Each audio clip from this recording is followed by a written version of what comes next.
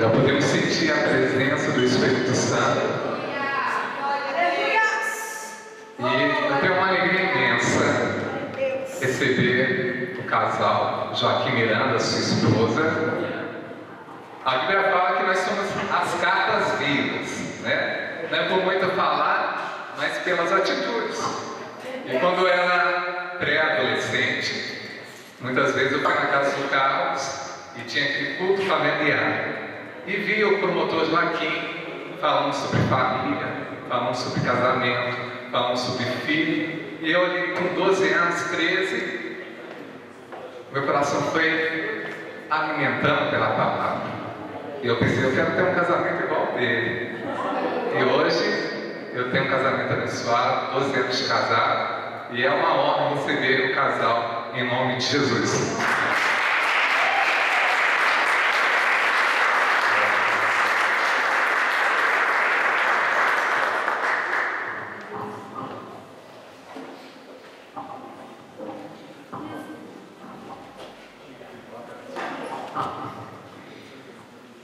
É uma alegria muito grande para nós estarmos aqui esta noite. Nós amamos esta terra, amamos os irmãos. A gente sabe que está aqui diante da igreja do Senhor Jesus e temos assim uma satisfação tão grande de rever aqui alguns rostos conhecidos. Alguns aqui são nossos amigos de muito tempo, outros são filhos de amigos nossos. E nós, de qualquer maneira, estamos felizes por vir aqui o povo de Deus. Nós queremos nesta noite fazer uma ligeira oração com vocês antes de começarmos a falar. Pai, nós glorificamos o nome do Senhor pela sua família aqui reunida. É o Senhor que nos trouxe aqui esta noite para sermos abençoados e para transmitirmos aquilo que o Senhor tem colocado no nosso coração. Então fala conosco e fique à vontade neste lugar, meu Pai, pois nós oramos assim confiantes em nome de Jesus. Amém. Graças a Deus. Cumprimento a todos com a paz do Senhor. É um privilégio estar aqui nesta noite, falando convosco da santa e doce palavra de Deus, aquela que tem nos instruído todos os dias da nossa vida. Eu e o Joaquim nascemos no Evangelho, temos 2 filhos, 2 noras e 6 netos, para a glória de Deus. Temos 4 meninas netas e 2 meninos netos, Samuel e Natan,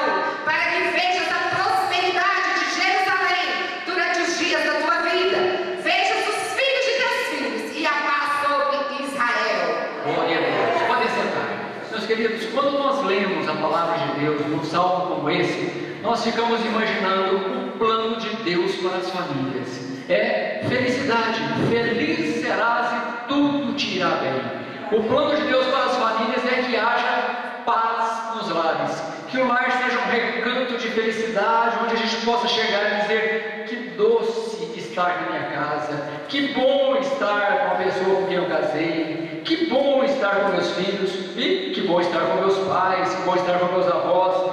Esse é o plano de Deus para as nossas vidas. E quando nós lemos a palavra, nós começamos a pensar no nosso dia a dia e ficamos assim um pouco perplexos, porque nós não vemos essa realidade em todos os lares. Às vezes o nosso próprio lar vem sendo assim atacado, bombardeado, e a gente fala: por que Deus planejou um lar feliz e às vezes a felicidade não chega assim plenamente em todos os lares? O que está acontecendo? A gente pode olhar para o lado, por exemplo, do governo e das leis e encontrar alguns obstáculos, não é? Hoje nós temos, por exemplo, muita lei anticristã já em vigência. Temos leis, por exemplo, que atacam a família na questão do aborto, não é? O SUS hoje faz abortos assim, quase a Deus dará, não é? Sem necessidade de ocorrência policial, basta a pessoa alegar ali que houve uma violência, já há uma autorização legal para se fazer abortos indiscriminadamente nos nossos centros de saúde, através do Sistema Único de Saúde do Brasil. Nós encontramos algumas leis também que vão de encontro aos mandamentos bíblicos, quando, por exemplo, dizem que os pais não podem corrigir os seus filhos com tapa. É a lei antipalmada. E aí nós ficamos naquela dificuldade, não é? Será se nós vamos obedecer à lei dos homens ou vamos obedecer à lei de Deus? O apóstolo Pedro um dia falou para as autoridades que queriam matar ele por causa do Evangelho, dizendo: olha, o que vocês acham? Parece sensato para vocês? Não é melhor obedecer a Deus do que aos homens? 3 jovens também lá ameaçados de serem jogados na fornalha, porque o rei queria que adorasse uma estátua de ouro. Eles disseram: rei, nós podemos te obedecer em tudo, mas isso aqui não, porque contraria uma lei maior do nosso Pai. Se você quiser fazer alguma coisa conosco, nós não vamos te xingar, não vamos fugir, não vamos pôr a mão em armas, nós vamos aceitar a pena alternativa. O que é? O rei disse: é ser jogado na fornalha. Eles disseram: estamos aqui, mas o nosso Deus pode nos livrar, mas se não, fica sabendo, rei, que nós não vamos adorar imagem de escultura que você fez.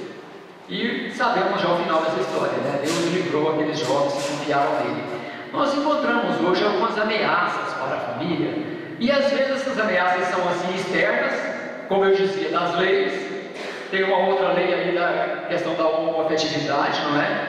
Que querem doutrinar os nossos filhos na escola com uma questão homoafetiva, querem até deixar o banheiro único para ser usado por meninos e meninas que declarem que tem alguma dificuldade na definição sexual. Nós encontramos muitas leis que precisam ser retificadas de acordo com a Bíblia. E talvez no próximo ano, nas nossas eleições, nós vamos precisar pensar bem em que votarmos, né? De preferência em pessoas que têm o temor de Deus, para que as nossas famílias tenham paz e a gente possa viver assim em segurança e servir a Deus de coração sem impedimento algum. Mas, meus queridos, as famílias vêm passando por problemas de diversas ordens. Alguns problemas nem são das leis lá fora, às vezes eles nascem dentro de casa, porque a Bíblia manda, por exemplo, amar ao próximo como a ti mesmo, e às vezes nós encontramos dificuldade. A dificuldade começa até de amar a si mesmo, né? Aí como é que vai amar ao próximo como a si mesmo, né? Às vezes, enquanto alguns são egoístas e se amam demais, alguns são depressivos e não se amam nada e não amam também o próximo. E aí nós encontramos dificuldade, porque amar as pessoas do padrão que Deus mandou é um amor que se rende. Por exemplo, o amor do marido, diz a palavra de Deus, que é um amor ao ponto de morrer pela esposa. É um amor sacrificial, que ele chega, ele é seu líder, mas é um líder que ama e que está disposto a dar a vida pela esposa. Esse é o padrão do amor de Deus, e que também o mundo parece que não entende. Quando fala em liderança do marido, acha escravidão da mulher, e que não é isso que a palavra de Deus diz. Nenhuma mulher tem dificuldade para estar ao lado de um marido que a ama apaixonadamente ao ponto de morrer por ela, não é?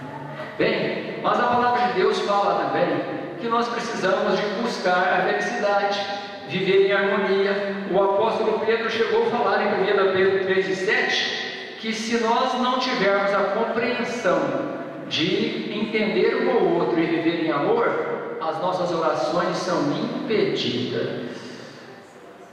Marido e mulher precisam de amar e compreender e respeitar e valorizar, para que as orações não sejam impedidas. E precisa haver até mesmo elogios, não é? Todos os dias lembrar de elogiar. Eu vinha nessa viagem, quando saímos ainda estava de dia, e eu via as árvores de ipê amarelo, estavam assim tão lindas, não é? E eu olhava e dizia para ele: meu bem, eu te ofereço todas essas flores. Gente, não sobrou para ninguém. Todas minhas, viu? Todas que vocês verem, já me oferecer aqui na Faete, não sobrou nada. É verdade. Eu posso deixar cooperadinho para vocês. Eu ofereço para ela porque ela merece todas as flores desse mundo, porque é uma mulher encantadora que Deus colocou ao lado da minha vida e que tem me abençoado tanto. Mas os casais que precisam alcançar a vitória nos seus lares devem entender que as dificuldades aparecem e nós precisamos estar agarrados à palavra de Deus, não deixar passar nada. Jesus falou: olha, da palavra de Deus não passa nenhuma vírgula, nem um i, nem um tio.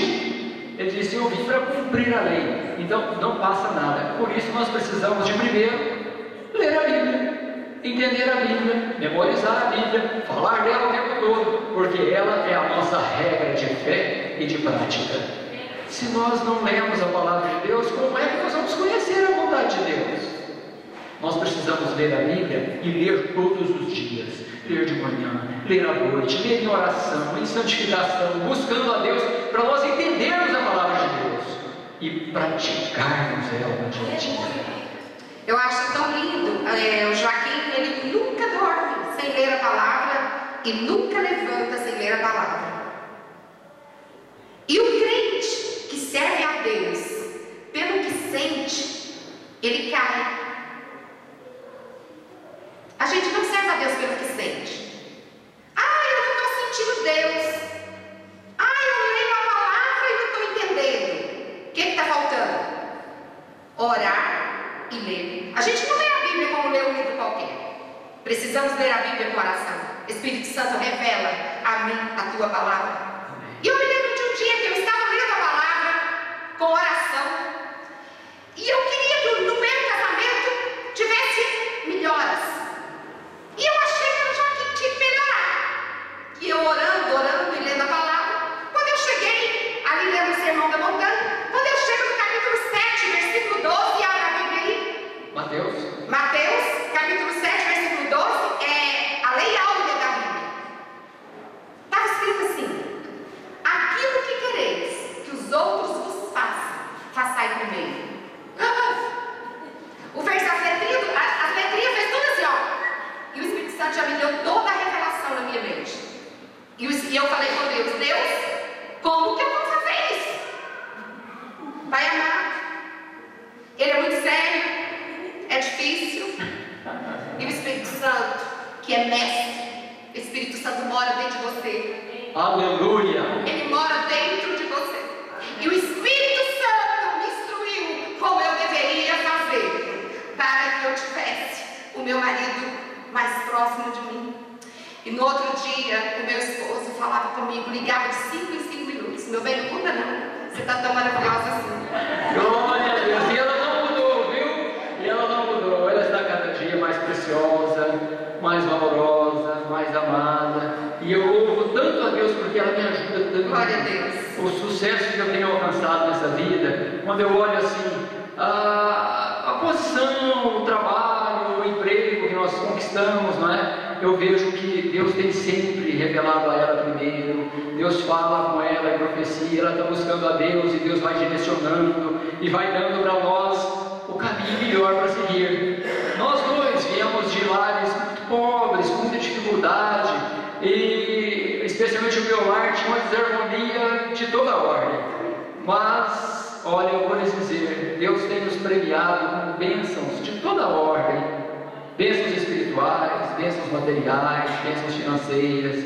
Hoje nós falamos assim, como somos felizes, e a gente sabe que essa bênção a gente alcança é pela bondade e misericórdia de Deus, mas é também porque essa amada e santa de Jesus está lá todas as madrugadas, tirando um tempo de joelho, buscando a Deus. E eu vejo como Deus é maravilhoso, não é? Porque Deus ouve as orações, responde, muda as situações, traz uma solução quando parece que as coisas estão assim tão difíceis. Mas nesta noite eu queria ler um texto de Mateus capítulo 18, versículo 23, e dedicar alguns minutos. Eu sei que o nosso tempo, não temos muito tempo pela frente, mas queremos ser assim muito rápidos e dizer que as famílias, para serem de fato felizes, têm que vencer um outro inimigo que tem sido assim tão feroz e tem destruído tantos lares. E esse inimigo ao qual eu quero me referir com essa leitura de Mateus 18 e 23 é o inimigo da mágoa, da amargura, do ódio, da falta de perdão. Esse profundamente sobre isso. E o Senhor Jesus falou isso para os seus amados. É uma palavra que não é propriamente uma palavra evangelística de ganhar almas. É uma palavra para sarar aqueles que amam o Senhor, para curar interiormente a igreja, para trazer assim um caminho limpo, uma estrada boa de andar e ter uma vitória em todos os aspectos, para tirar o peso das costas. Então esse texto é tão lindo e eu vou pedir a Eliane para nos ajudar na leitura dele. E ele começa revelando como é o reino de Deus, como que ele quer, como que o Senhor Jesus quer o reino dos céus. E ele começou dizendo assim: por isso, o reino dos céus é semelhante a um rei que resolveu ajustar contas com os seus servos. E passando a fazê-lo, trouxeram-lhe um que lhe devia 1000 talentos. Não tendo ele, porém, com que pagar, ordenou o Senhor que fosse vendido ele, a mulher, os filhos e tudo quanto possuía, e que a dívida fosse paga. Então o servo, prostrando-se reverente, rogou: sê paciente comigo, e tudo te pagarei. E o senhor daquele servo, compadecendo-se, mandou-o embora e perdoou-lhe a dívida. Saindo, porém, aquele servo encontrou um de seus conservos que lhe devia 100 denários, e agarrando-o, o sufocava, dizendo: paga-me o que me deves. Então o seu conservo, caindo-lhe aos pés, lhe implorava: sê paciente comigo e te pagarei. Ele, entretanto, não quis. Antes, indo-se, o lançou na prisão, até que saldasse a dívida. Vendo seus companheiros o que se havia passado, entristeceram-se muito e foram relatar ao seu senhor tudo o que acontecera. Então o seu senhor, chamando-o, lhe disse: servo malvado, perdoei-te aquela dívida toda, porque me suplicaste. Não devias tu igualmente compadecer-te do teu conservo, como também eu me compadeci de ti? E indignando-se, o seu senhor o entregou aos verdugos, até que ele pagasse toda a dívida. Assim também meu Pai Celeste vos fará, se do íntimo não perdoardes cada um a seu irmão. Às vezes nós pensamos, esse assunto, irmão Joaquim, eu não tenho problema com ele, eu perdoo, não tenho dificuldade. Mas, às vezes, nós podemos ajudar alguém que está perto de nós com a compreensão perfeita desse texto. Ele é tão maravilhoso, para mim é o texto mais completo da Bíblia, que fala mais profundamente sobre a questão do perdão. E o perdão na Bíblia é uma coisa assim extraordinária, porque o Senhor Jesus, como Filho de Deus, ele deu o maior exemplo, não é? Vejam que ele perdoou quem nem estava pedindo perdão. Lá na cruz, quando ele morreu, o que ele dizia? Pai, perdoa-os, não sabem o que fazem. Ele não esperou as pessoas estarem arrependidas, pedindo perdão. E os seus discípulos aprenderam isso Daí a pouco o Estevão estava sendo apedrejado e matado porque cria em Jesus. E ele também seguiu o mesmo exemplo, dizendo: ó Senhor, não nos impute esse pecado. O perdão, de acordo com a Bíblia, é assim: a gente toma a iniciativa de perdoar quem nos ofende. E quantas ofensas às vezes nos fazem, não é? E quando ela acontece, nós podemos ter duas escolhas: ou guardar para nós aquele ressentimento, ou então dizer: ah, quer saber? Ó Deus, perdoa, pobre, não está sabendo o que faz, não sabe o que fala, deixa para lá. E quando a gente perdoa, não é que a gente esquece aquilo, pode lembrar, mas não dói. Quando a gente perdoa de coração, não dói mais. Nessa história, o Senhor Jesus conta uma coisa interessante. Ele diz que o rei chamou seus servos para fazer um acerto de contas. E chegou um sujeito que devia muito. Talvez ele fosse até um vice-rei, não é, que governasse alguma província, porque ele conseguiu contrair uma dívida impagável. Uma dívida de 10.000 talentos. As pessoas calculam assim, que é uma dívida sem limite, que daria mais de 200.000 salários mínimos. Talvez se o sujeito trabalhasse a vida inteira, ele não pagaria nem 10% de tudo que ele devia. Talvez ele, como governante de uma região, foi arrecadando os impostos e gastando aquilo, a gente não sabe, né? Sei que ele ficou com uma dívida impagável.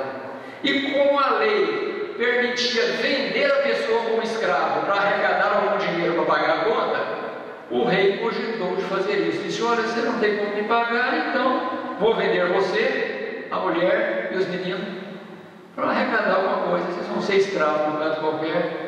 Aí ele ficou muito pesaroso e disse: ô rei, o senhor tenha dó de mim, um dia eu hei de te pagar tudo. O rei olhou para ele, compadecido, e disse: olha, quer saber de uma coisa? Se não me der mais nada não, está perdoado, pode ir embora. E ele saiu da presença do rei muito aliviado e começou a caminhar pela rua. Não é que ele encontra com um colega que devia um trocadinho para ele, dinheiro miúdo, coisa que dava para pagar com poucos dias de serviço, 100 denários. Um denário era a diária de um trabalhador braçal. 100 denários, 3 meses de serviço mais ou menos, né? O sujeito pagaria isso. Havia uma importância pequena, nem tinha comparação com aquilo que ele foi perdoado. Mas ele, que tinha acabado de receber um perdão tão grande, agora encontra com um colega que devia um trocado para ele e começa a pressionar o sujeito: pô, me paga aí, me paga, senão vou te levar na delegacia e te prender lá. O outro fala a mesma palavra que ele falou, dizendo: olha, tenha dó de mim, um dia eu te pago tudo, faz isso não. Mas ele não quis saber, levou o sujeito e prendeu. Maldoso, né? Os colegas viram aquilo e disseram: gente, que coisa! E foram lá contar para o rei. O rei chegou, mas fez isso, fez. Não, traz ele aqui. Soldados buscaram e o rei deu a sentença. Falou: ó, companheiro, você não quis perdoar, você vai ser entregue aos atormentadores, os verdugos, e eles vão ficar te chicoteando, te atormentando, dia e noite, até você pagar toda a dívida. Engraçado isso, né? Que dívida que ele tinha que pagar agora? Porque aquela primeira lá dos 200.000 salários mínimos não tinha se perdoado, aquela não existia mais, né? Ele tinha que pagar agora a dívida do perdão. Ele estava faltando perdoar o seu colega. E o rei dizia: enquanto você não perdoar, você vai ficar sendo atormentado, vai ficar apanhando aí, toma para ver. Mas essa história toda Jesus contou por causa dessa última frase. Olha o que Jesus escreveu no último lugar: assim também vos fará meu Pai Celestial, se de coração não perdoardes a quem vos tem ofendido. Jesus queria falar isso: perdoa. Mas como ele gostava de contar a ilustração, não é? Ele contou essa historinha comprida para resumir perdoa, senão você vai sofrer. Se você não liberar o perdão, sofre e sofre muito, você vai ser atormentado. E olha, a gente vê muitas pessoas sofrendo hoje, né, Eliane? Sim. Qual é o primeiro cativeiro de Satanás na vida do homem? Você sabe? O pensamento. Exatamente. Você vê, a ofensa chega, vem para o seu pensamento e você diz: não dou conta disso. Quando você fala, o diabo não escuta. E ele precisa somente de uma brechinha para começar a obra dele na sua casa, destruindo famílias e comunhão em família. Eu determinei na minha vida, eu nunca deixo de ir na casa de nenhum familiar por uma ofensa. Eu sempre vou. Não tem nenhum que eu deixei de ir na casa dele porque me ofendeu com alguma coisa. De jeito nenhum. E nós vemos famílias divididas porque ofenderam e deixou, não vou mais naquela casa porque fez isso comigo. E começa a divisão. E é só isso que precisa. Uma primeira ofensa vinda para o pensamento, manda uma mensagem para a sua vontade, a vontade manda para as emoções, aí a mulher começa a tremer. Mulher, então, que é mais sentimental, né? Começa a tremer. Vai ao médico, o médico passa um calmante. Aí você chega em casa, não arruma a casa, não lava a louça, não faz comida, e o marido chega e encontra a casa bagunçada. E ele já começa a entristecer. Encontra você na cama desanimada, sem ter amor para dar. Toda envolvida com o quê? Com a obra da sua mente primeiro. O inimigo não tem poder de tocar em nenhuma pessoa se ela não der lugar. Então nós damos o primeiro lugar e aí ele entra com as suas armadilhas, destruindo o nosso lar. E hoje nós aprendemos a palavra de Deus que somos entregues a atormentadores quando não perdoamos os nossos irmãos. Precisamos perdoar. Não é fácil, mas é possível. Com oração, porque com o amor natural nós não damos conta de perdoar profundamente. Nós precisamos do sobrenatural. Foi por isso que Jesus se deu na cruz do Calvário. Ele se entregou voluntariamente por nós e ele nos ensina a entregar voluntariamente pelo nosso casamento. Casamento não é brincadeira. Casamento é uma instituição divina. Nós só damos conta de tocar à frente, orando, lendo a palavra, dependendo de Deus, praticando o amor, praticando o perdão, praticando a beleza da vida. Quantas mulheres deixam a beleza da vida passar sem extrair o melhor do seu casamento, o melhor da comunhão com a família, o melhor da comunhão com todas as pessoas? Nós precisamos vencer a nós mesmos. O Senhor nos deu poder e autoridade para vencermos a nós mesmos. Qual é o maior inimigo do homem? Qual é o meu maior inimigo? Quem é? Eu mesma. Eu mesma. Se eu não me policiar, não me corrigir, quem que eu vou virar? Um poço de amargura? E a palavra de Deus diz lá em Hebreus 12:2, abre comigo. Hebreus 12:15, desculpa. Atentando diligentemente porque ninguém seja faltoso, separando-se da graça de Deus. O que nos separa da graça de Deus? O ódio. A falta de perdão. A Bíblia diz que as minhas orações são interrompidas. Então aqui diz assim: nem haja alguma raiz de amargura que brotando vos perturbe, e por meio dela muitos sejam contaminados. Você já viu uma pessoa amargurada? O rosto da pessoa já é ruim. E depois a conversa dela é falando mal dos outros. É horrível. Ninguém suporta. E depois, quando o marido não suporta você, quando a sua esposa não suporta você pela sua amargura. E eu estou lembrando aqui de uma coisa: tem muitos homens e muitas mulheres que têm a síndrome da Gabriela. Como que é? Eu nasci assim, eu sou assim, se quiser me suporta assim. Eu não vou mudar. Não adianta, meus queridos. Não é de Deus. Nem pode mudar você desse jeito. Ele tem todo o poder, mas a chave está na tua mão de abrir a portinha do coração e falar: vem Jesus, vem, vem. Eu fiz assim. Rabachai, Chobecoma,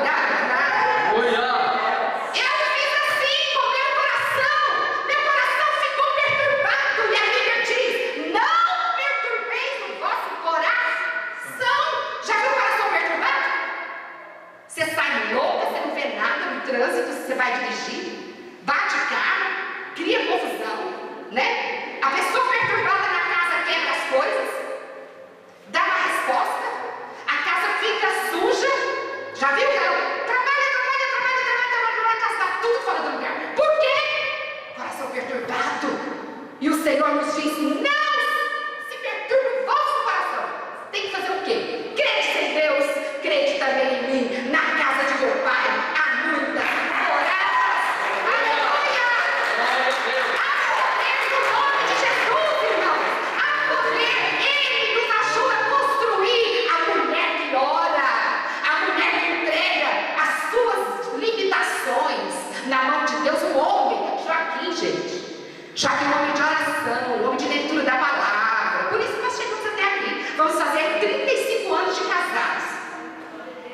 Gostem ou não, bem casados. Aleluia! E em amor. Negócio assim, lá o diabo fica do lado de fora. Amém. Porque lá dentro é Jesus e o amor de Deus é nosso. Aleluia! Glória a Deus. Aonde há obediência a Deus, há milagre. Nós aprendemos com Eli, o sacerdote. Os filhos dele foram destruídos e ele morreu. Por quê? Porque ele não teve coragem de ser obediente à palavra de Deus.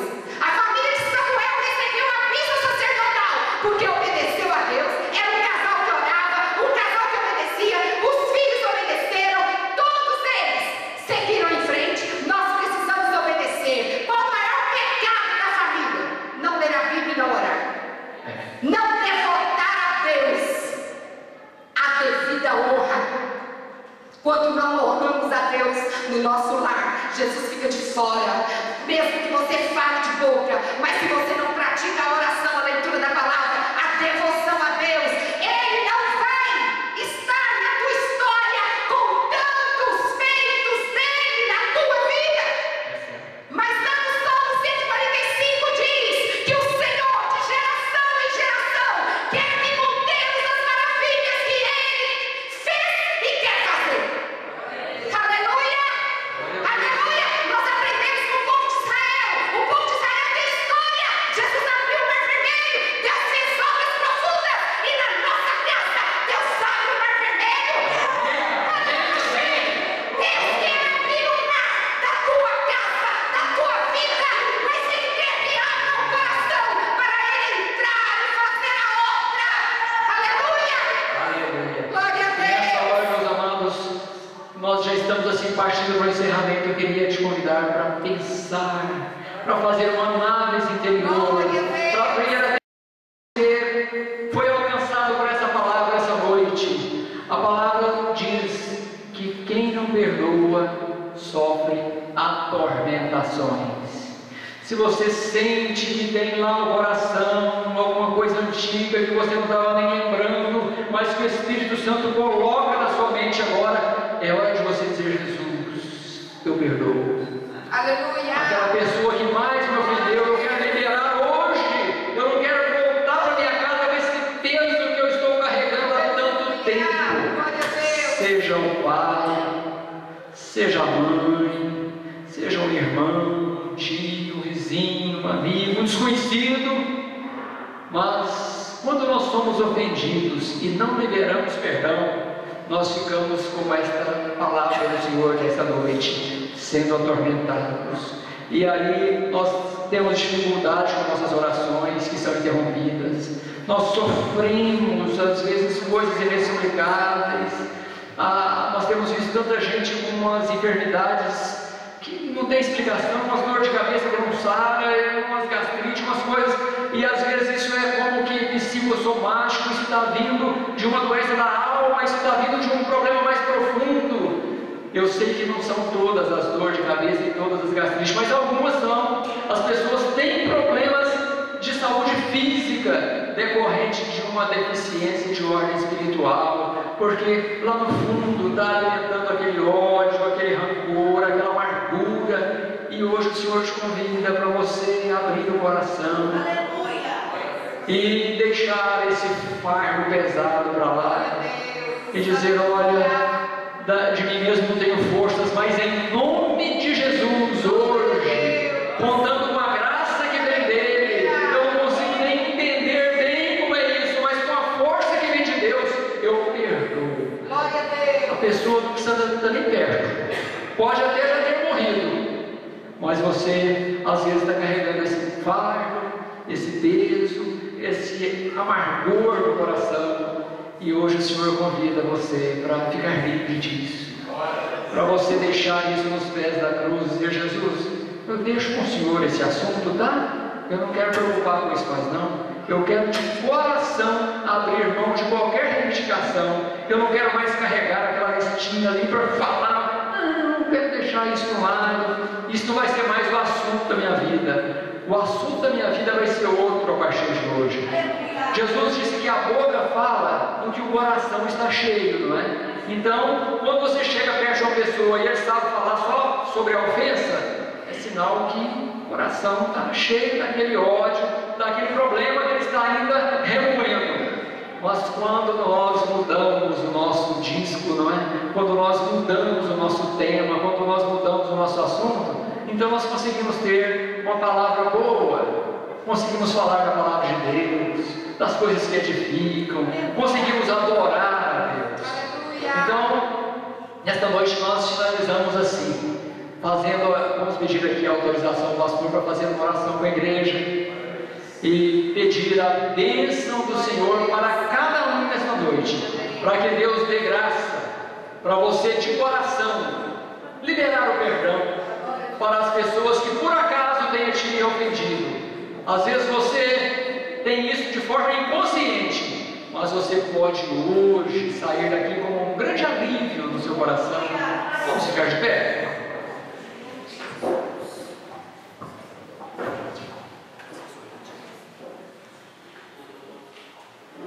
Nós vamos nesta hora colocar a nossa mão aqui, ó, no nosso coração assim. E se você lembrar de alguma pessoa que você tem vontade de pegar pelo pescoço, ou você não tem coragem de falar com essa pessoa, você fecha a sua mão assim como se você estivesse pegando nela, viu? E eu vou orar, e quando nós terminarmos de orar, você vai jogar essa pedra e você pode lá longe de você. Aleluia! Glória a Deus, glória a Deus. Glória a Deus. Grande Deus, está aqui tua igreja reunida. Aleluia. Senhor, o Senhor sabe que somos humanos. Somos, sim. E que todo dia nós temos que perdoar. É verdade. Todo dia, Deus. E nesta hora a tua igreja está aqui. Elas receberam a ministração do perdão. Senhor, olha para cada coração aqui agora. Amém, Senhor. Anda no meio da tua igreja. Sim, meu Pai. E vai curando, Jesus. Vai curando os corações feridos, machucados por ofensas terríveis, por ofensas que realmente machucou. Deus, mas o teu poder nos ajuda a não ficarmos machucados, nem feridos no caminho.